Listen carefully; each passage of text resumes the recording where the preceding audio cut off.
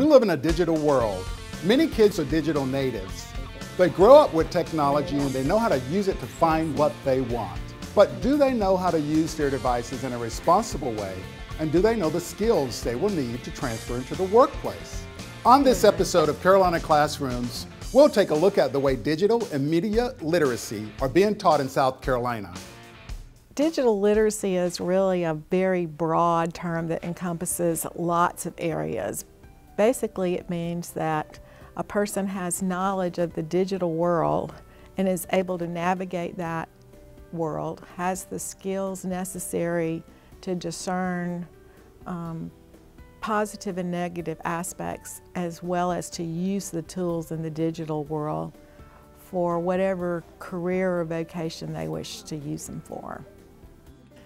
There are many aspects to that, so let's take just a minute to break those down. First of all, they're the behavioral skills, and those are the skills that encompass safety, online navigation, and how you behave using social media and or some of the most sophisticated research skills that are available online or on the internet. Then there are the skills that a student has to have to literally use the technology, and that would encompass everything from keyboarding through word processing to learning how to code and use very sophisticated technology. And then there's the aspect of students learning to incorporate that technology into whatever content they're going to study or pursue for a career. So they're really three critical areas of digital literacy: the behavioral, the tool itself, and then the integration of the tool technology into some content area. The South Carolina State Legislature and the Department of Education are working on creating standards for teaching digital literacy in South Carolina schools. Well, I think on several levels you have work being done to be sure that students are ready. I think it's clearly a topic that is being explored at the State Department of Education, where they're working on developing some standards for students. The legislature is very concerned, and through their Education Oversight Committee arm, they are exploring and have committees working on and projects such as digital learning.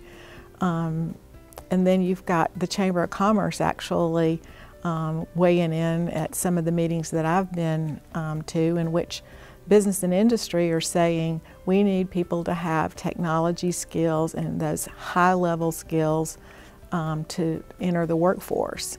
So basically you've got a lot of people who are exploring and asking questions about what does that look like in schools in preparation.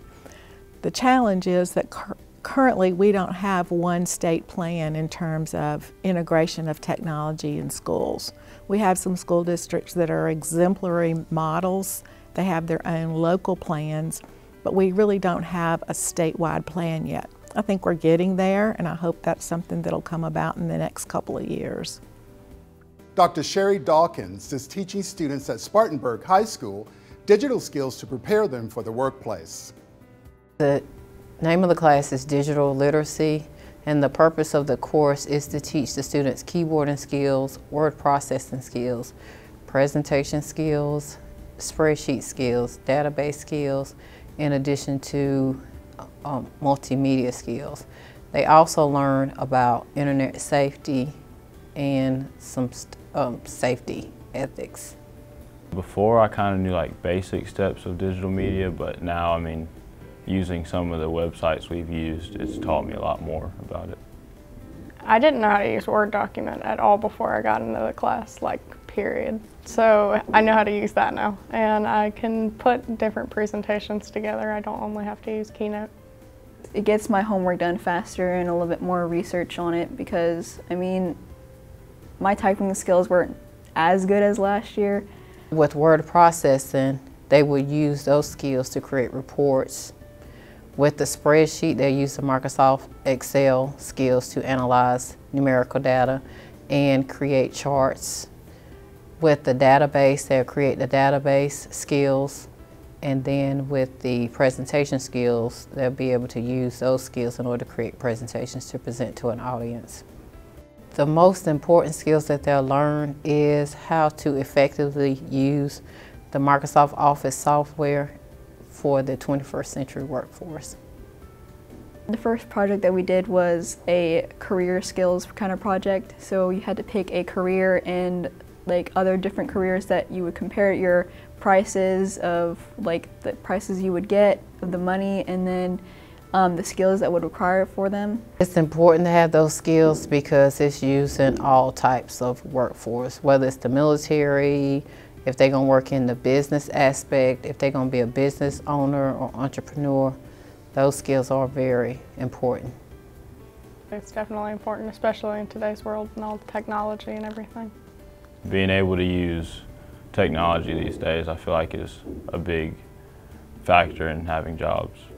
Personally, I want to be in the medical field, like an anesthesiologist or a pediatrician.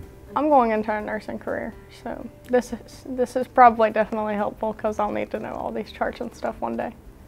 For future jobs, you could write down a report that you're going to be putting into your boss or for a newspaper, and a document you could just be sending to one of your coworkers.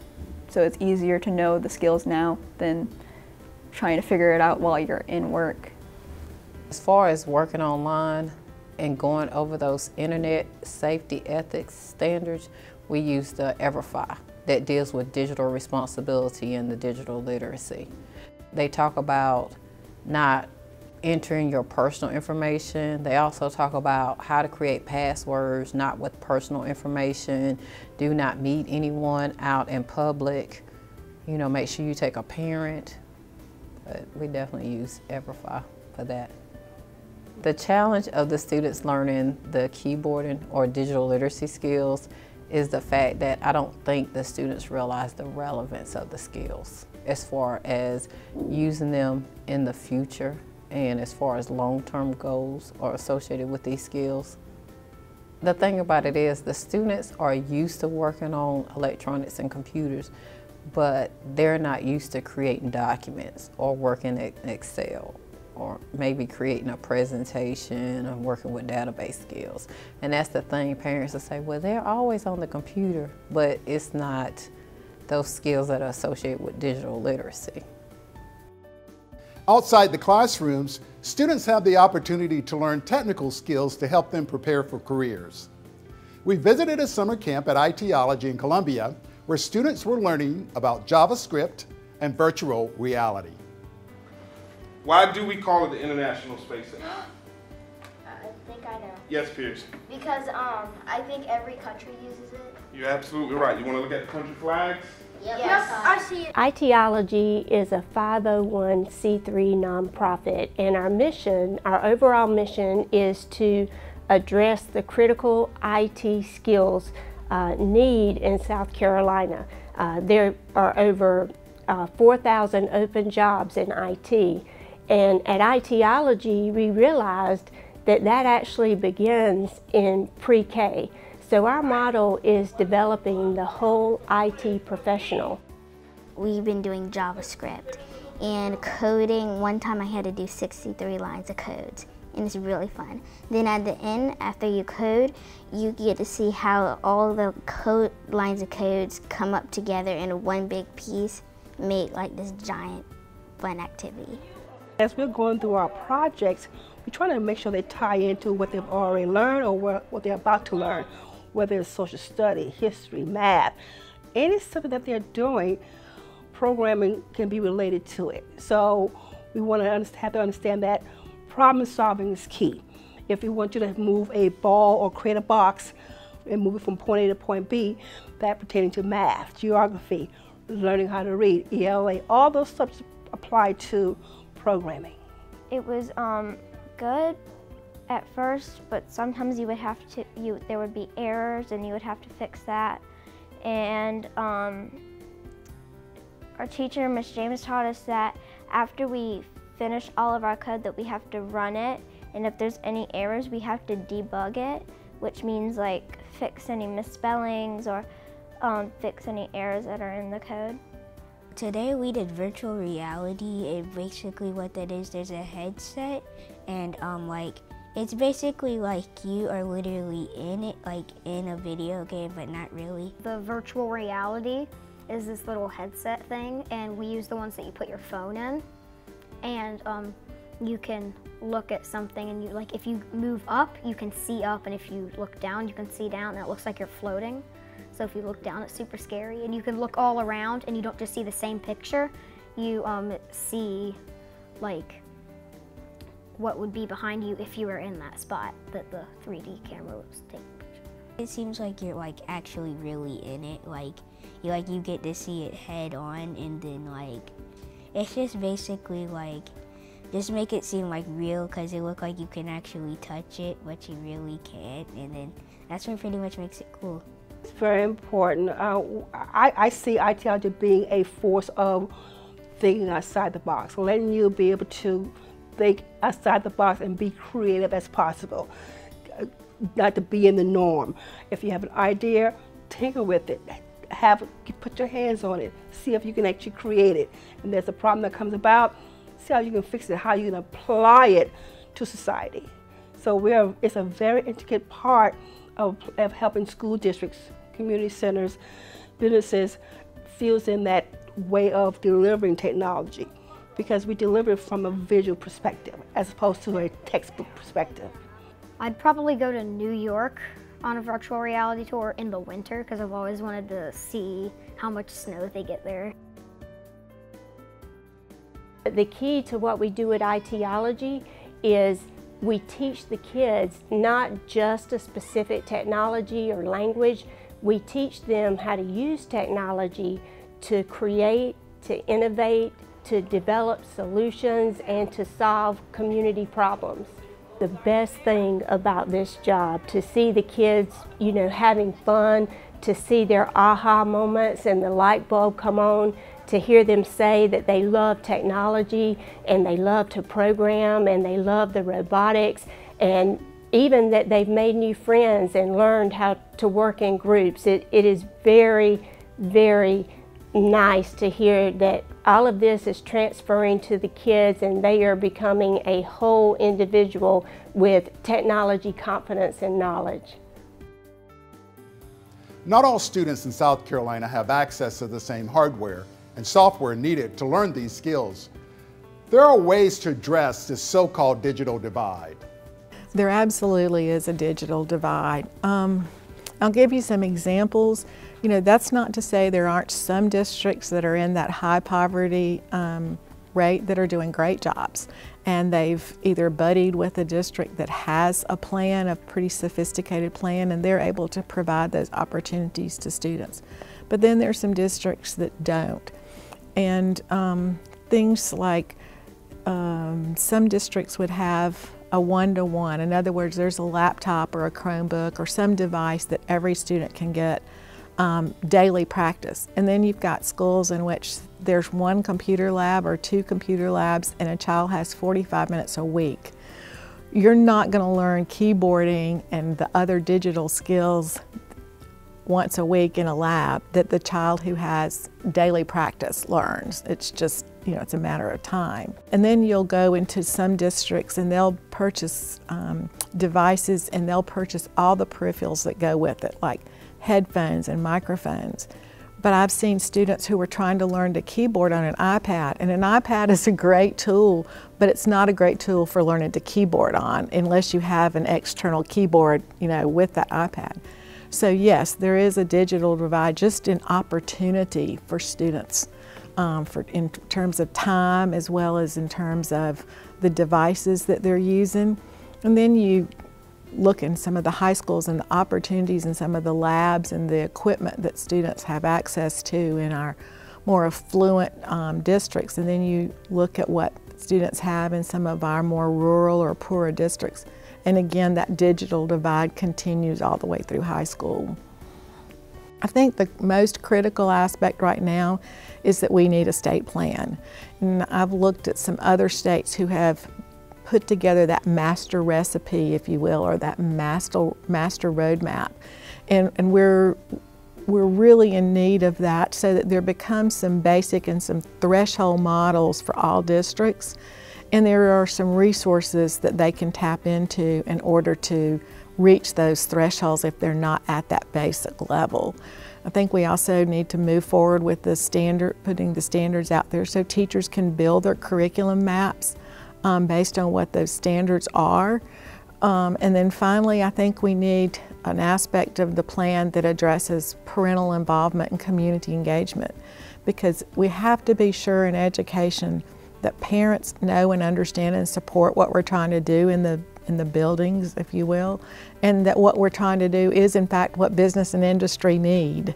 So there's that home support as well as we know what we're doing is productive for students. So that master plan, I think, would again help to close that divide.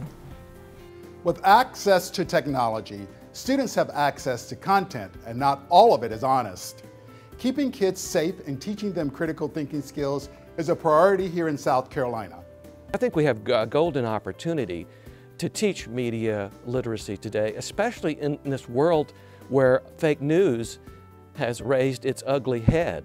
So if you read any news story in the last 10 months about fake news, then you saw the phrase media literacy included in there, with writers recommending that media literacy be taught in our schools. I'd like to read this definition that was produced by the Ontario Ministry of Education in 1989. They said media literacy is concerned with helping students develop an informed and critical understanding of the nature of mass media, the techniques used by them, and the impact of these techniques. More specifically, it is education that aims to increase student understanding and enjoyment of how the media work, how they produce meaning, how they are organized, and how they construct reality. Media literacy also aims to provide students with the ability to create media products. So when I talk to teachers about media literacy, I like to use the analogy of a tree with two large limbs. One of those limbs is analysis, and the other limb is creating. So media literacy combines analyzing media messages with giving students opportunity to create their own media messages. Important for students to understand how the media work and how they persuade. And if they don't understand it, if they are media illiterate, then they're more likely to be fooled. I like to think that if you believe that car is going to make you rich, or that you'll have more relationships, you might want to buy that car. You might believe a candidate based on his or her slickly produced commercial. We have to help students understand in what ways are these messages persuasive, in what ways are these messages propaganda. I don't think most people are aware of how to implement media literacy either in the classroom or in their own lives if they've not been trained, have not been taught how to question the media. My late colleague Elizabeth Toman from the Center for Media Literacy said, "At the heart of media literacy is critical inquiry." And not just asking questions, she said asking the right questions. And so it's really important for people to say, who is sending this message? What's their motivation? Who benefits? Who's the author of the message? What techniques are they using to try to get me to believe it? How do they profit from it? What might be omitted from a particular message?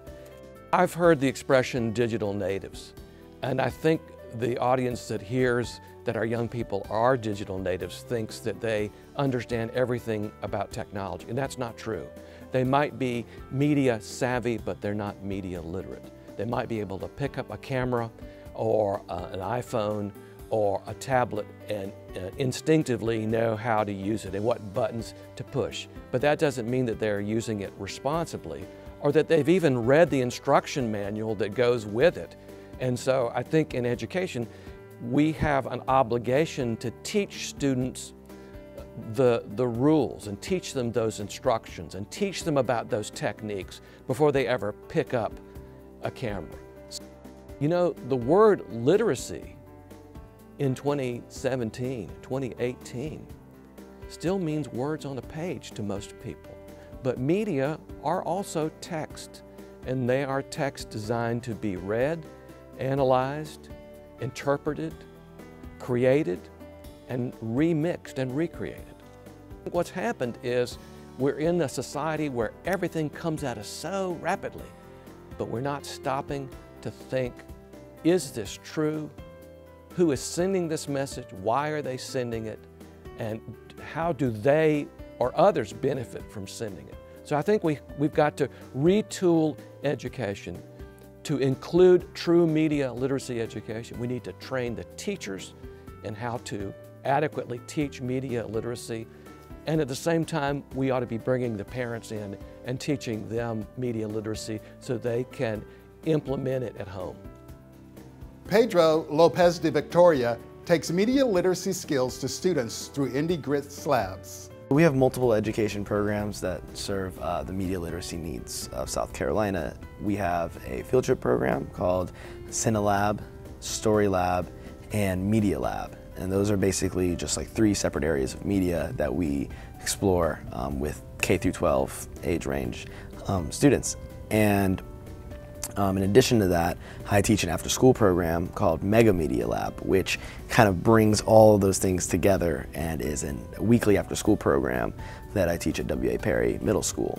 We're at a really cool place right now because what I've been doing is trying to provide them with the tools with which they can critically view media and, you know, ask questions such as, you know, who made this, who's being represented in this, what is the purpose of this? You know, we call it a media mindset. So was it there to entertain, to educate, to caution, to you know, inform you? And so I've been imparting all these tools with which they can critically view. And now we're at a place where basically we can run through all the different types of media, and you know, I can just stop it on any frame. Like, what are we looking at here? And we'll break it down. That's the core of what we want to explore in terms of this class, in terms of media literacy. Last week we talked about the 5 questions that we ask all forms of media. Does anyone want to just read those off?